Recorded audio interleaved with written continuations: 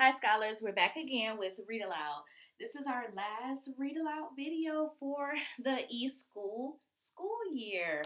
And I'm really sad because we didn't get to finish our story, but this is part 11 of the one and only Ivan. For the last time, we're going to go over revising understanding. What we need to do is collect evidence about the characters and evaluate our understanding of the characters. How we need to do this is ask ourselves, why is the character acting this way? Does this match what I already know, or am I learning something new? Then we need to make sure that we're gaining a better understanding of the lesson. This is why we revise understanding. Today we're going to do our big idea versus our text evidence. I'm going to read the big idea, and you're going to find the text evidence to support it. Ivan's internal conflict is changing. Now he's worried that he won't be able to save Ruby and keep his promise to Stella. So let's go ahead and get started reading our last chapter of today. A bit. Stella's foot hurts too much for her to do any tricks for the 2:00 show. Instead, Mac pulls her, limping, into the ring, where she tracks a circle in the sawdust. Ruby clings to her like a shadow. Ruby's eyes go wide, and Snickers jumps on Stella's back and leaps into her head. At the 4:00 show, Stella can only get as far as the entrance to the ring. Ruby refuses to leave her side. At the 7:00 show, Stella stays in her domain. When Mac comes for Ruby, Stella whispers something in her ear.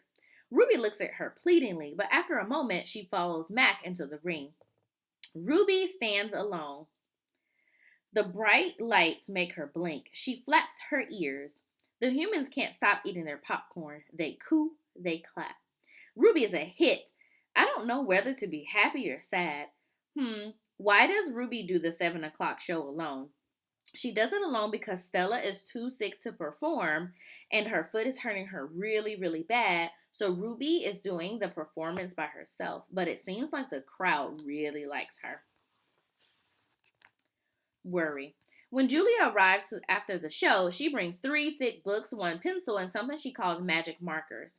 Here, Ivan, she says, and she slides 2 magic markers and a piece of paper into my domain. I like the sundown colors, red and purple. But I don't feel like coloring. I'm worried about Stella. All evening she's been quiet and she hasn't eaten a bit of her dinner. Julia follows my gaze. Where's Stella anyway? She asks. She goes to Stella's gate. Ruby extends her trunk and Julia pats it. Hi, baby, she says. Is Stella all right? Stella is lying in a pile of dirty hay. Her breath is ragged. Dad, calls Julia. Will you come here a minute? George sets aside his mop. Do you think she's okay, Dad? Julia asks. Looks at the way she's breathing. Can we call Mac? I don't think there's really something wrong. He must know about her. Julia rubs his chin. He always knows. A vet costs money, Jules.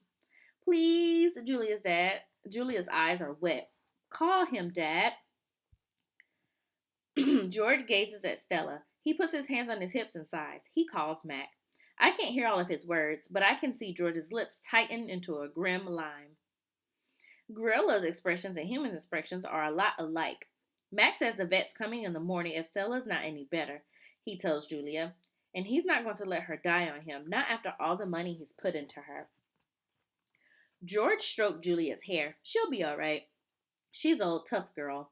Julia sits by Stella's domain until it's time to go home. She doesn't want to do her homework. She doesn't even draw. The promise. My domain gleams with the moonlight when I awake to the sound of Stella's calls. Ivan, Stella says in a hoarse whisper voice. Ivan. I'm here, Stella. I sit up abruptly and Bob topples off my stomach. I run into a window. I see Ruby next to Stella sleeping peacefully.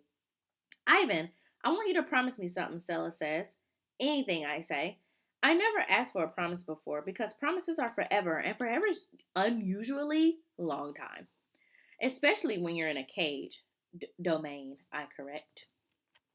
Domain, she agrees. I straighten my full height, I promise Stella, and I say in my voice like my father's. But you haven't heard what I'm asking yet, she says. And she closes her eyes for a moment. Her great chest shudders. I promise anyway. Stella doesn't say anything for a long time. Never mind, she says. I don't know what I was thinking. My pain is making me addled. Ruby stirs. Her trunk moves as if she's reaching for something that isn't there.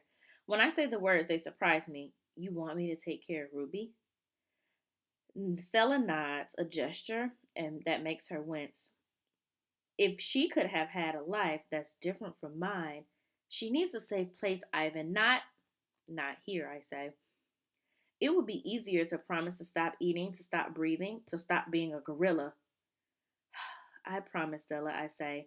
I promise it, and I put it on my word as a silverback. Now we need to stop and think, what does Ivan promise Stella? He promises to take care of Stella, or to take care of Ruby by getting her out of the big top mall. I'm wondering how that's going to happen. Ooh, let's see.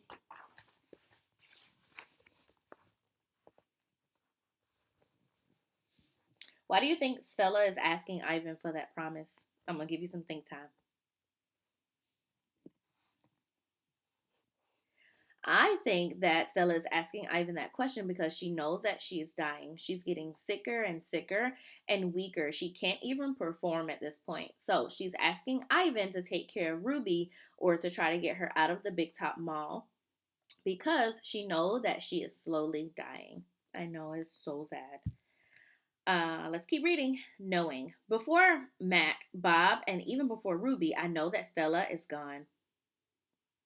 I know it is the way. I know it the way you know that summer is over and winter is on its way. I just know. Stella once teased me that elephants are superior because they feel more joy and more grief than apes. Your gorilla hearts are made of ice, Evan, she said, her eyes glittering. Ours are made of fire. Right now, I would give you all the yogurt raisins in the world for a heart made of ice. 5 men. Bob heard from a rat, a reliable source, that they tossed Stella's body into a garbage truck.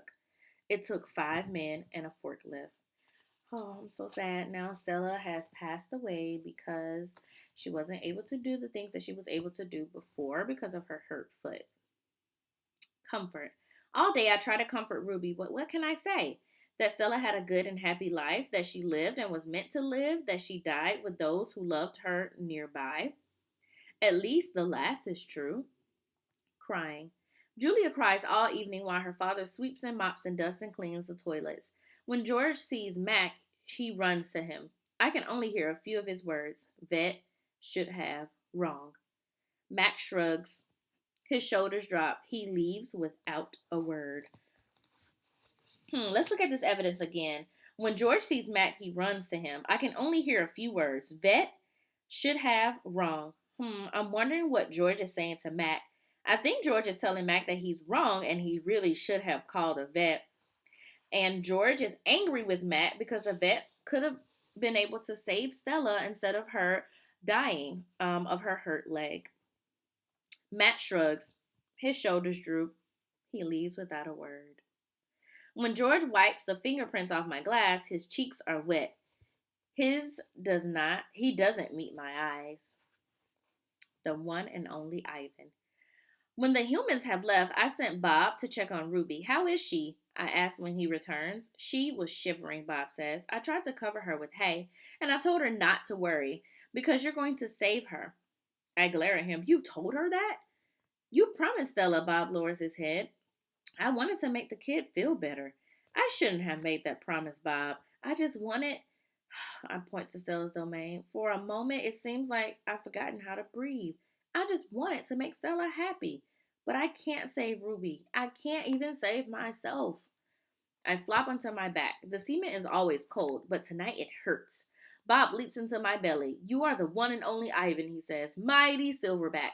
He licks my chin, and he's not even checking for leftovers. Say it, Bob commands. I look away. Say it, Ivan. I don't answer. So Bob licks my nose, and I can't stand it any longer. I am the one and only Ivan, I mutter. And don't you ever forget it, he says. When I gaze at the food court skylight, the moon Stella loved is shrouded in the clouds. Oh, and that is the end of this chapter. As you see, this is what Ivan sees from the food court window. We know that in this part, Stella passes away. So now we need to make sure that we find our text evidence to support our big idea. Our big idea is Ivan's internal conflict is changing.